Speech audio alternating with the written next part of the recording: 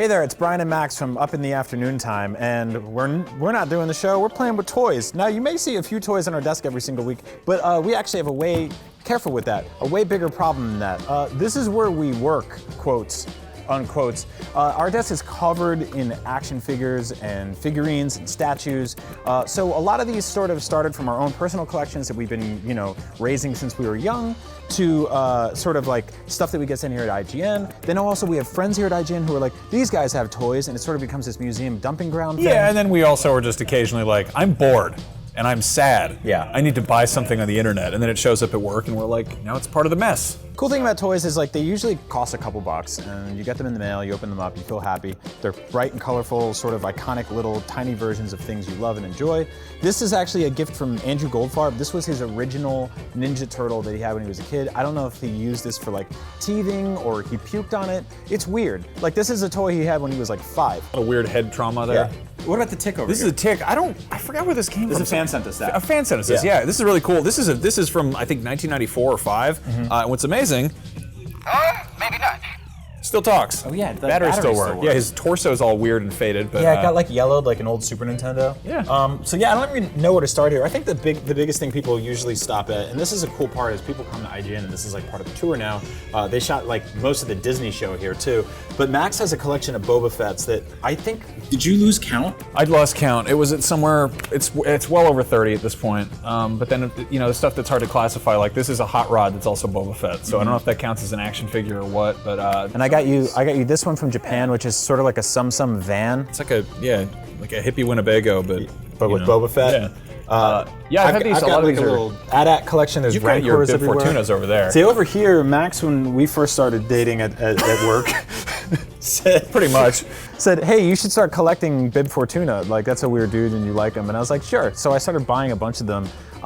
This is probably the weirdest one. This is like, it's sort of like just a horrific Precious Moments doll, but of like a, I don't know, drug dealing snake henchman that hangs out with a large frog. What is that? It's a Sigma. These guys used to make mugs too. It's really weird. Sigma. But it's ceramic. The taste setter. If you want to really show off your taste in your home. He's got like the face of like a haunted altar boy. It's real messed up. Then we got a whole bunch of weird things like that we've kind of paired together, like the Hamburglar and Waluigi. I feel like they'd be a good duo in real life. There's tons of Lego stuff everywhere. We've got all these Han Solos. This is really messed up. You might have seen him on the show a couple times, but Zach Ryan gave us this thing. That thing's awful. I hate that. I don't know if it still works. I think the battery's died. Yeah? Ugh. There's Yoda quotes if you can hear them over the sound of the motors. Yeah, his eyes are actually louder than his mouth. Yeah, this is one of my favorite things. This is a sort of a kind of a mashup I got going on here. This was one of my favorite Ninja Turtles playsets as a kid because it gave me nightmares because there's this like toilet seat, and I always imagine like the Shredder would like catch the turtles and he'd be like, I'm gonna take a dump on Raphael. But this is like a recent. You put in there like an anime bath girl. So I've got Rei Ayanami getting out of the shower and she's just going down the toilet like a fluke man on top of Raphael. I don't like that combination of And they're not even pretending it's not a toilet. It says please flush after use. I've got this original Rancor. This is something I rebought because I had it when I was a kid and I broke it. Like most kids, I tried to jam Jawas down its throat until it died. Maybe that was just me. But anyway, I have him again now, and he talks. It was really cool because when Andy Samberg from The Lonely Island came to do our show, him and I were just kind of geeking out about this toy for like 10 minutes, and on the show we were just playing with it and giving it voices. So when those guys came through, we just took a bunch of Star Wars toys and kind of renamed them. So it's been really interesting because, like, I don't know, like really cool people we respect will come to and they'll be like, what is wrong with you, man? Yeah, you went to Japan and he brought me this tiny little toilet. Yeah. And so I like put this battle droid on it, and I actually printed out this copy of Time magazine about Star Wars using company supplies. Yeah, that's my favorite thing is when we get really weird and bored and we just start like making funny dioramas, like yeah, that's the best. IG-88 and his girl dog go on a road trip. Yeah, so this was at the time, I think it's coming out, but it was a Comic-Con exclusive. It's Luke's car from A New Hope, and we just put other things in it, 'cause why not? We also have like a good deal of Happy Meal toys. Like, I don't know if you guys remember these, but these were like these awesome cheeseburger robots from the 80s. And they sort of just transform, and they start as fast food and then turn into little robot dudes. Yeah, here's Garfield driving his Jeep, but he's got a gun for no reason. This is like probably one of my favorite. I don't really collect Marios, but I have a couple of them. This guy's like who makes this again? Was this Figma? It's either FigArts or Figma. Yeah. So he's super articulate, he's great, and he goes very well with this giant Mario I have over here. This one's awesome. We've actually worked him into a couple of very stupid things on the show. So like my mom was at like a garage sale in like Adirondacks or something, and she was like, I found that small frog guy you like from Star Wars.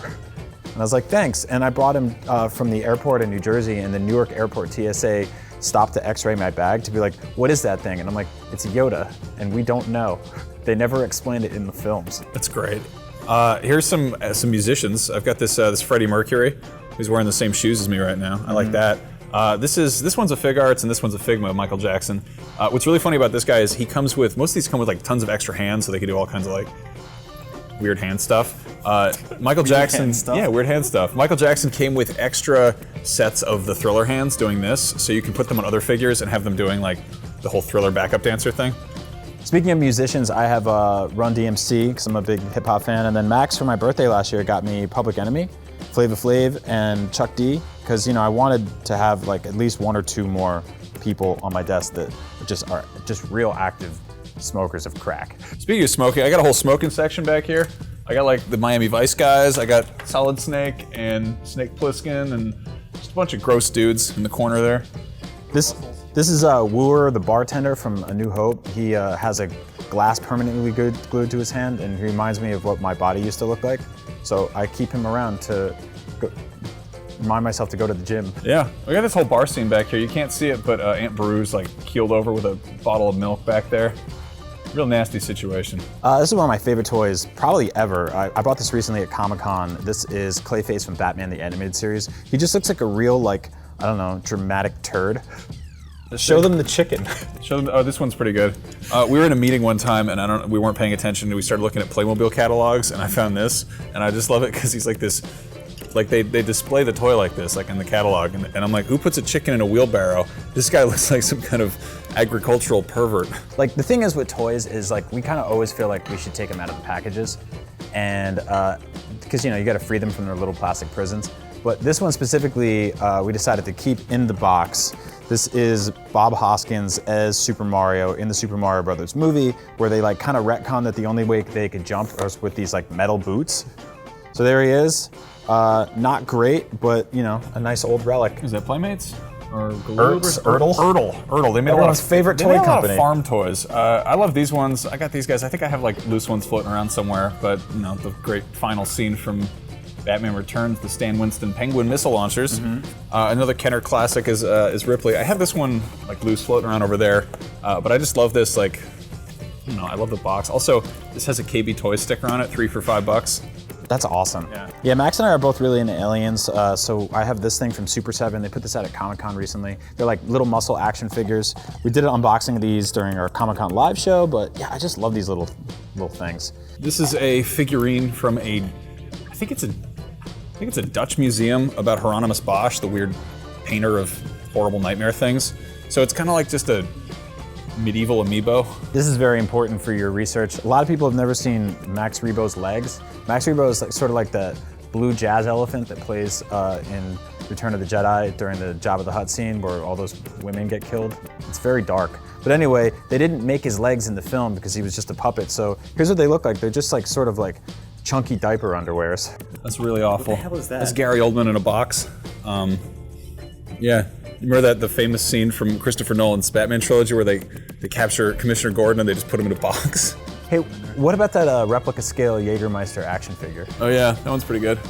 That's just a bottle of Jaeger, actually. Just alcohol. But this one's kind of like that. I made hand sanitizer. Idiot. Yeah, see, it's a bottle of hand sanitizer, but I put Spawn's cape on it.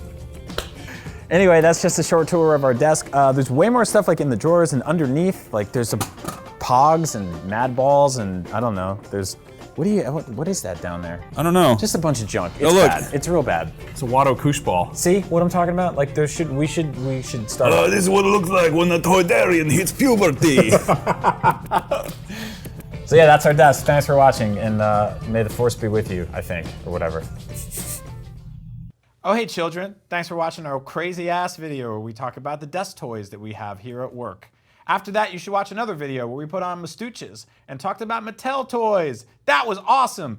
After that, there's another video you should watch about the 10 best Star Wars toys of all time, including that weird little frogman down in the corner coming out to do kisses with me and other such stuffs. Good night.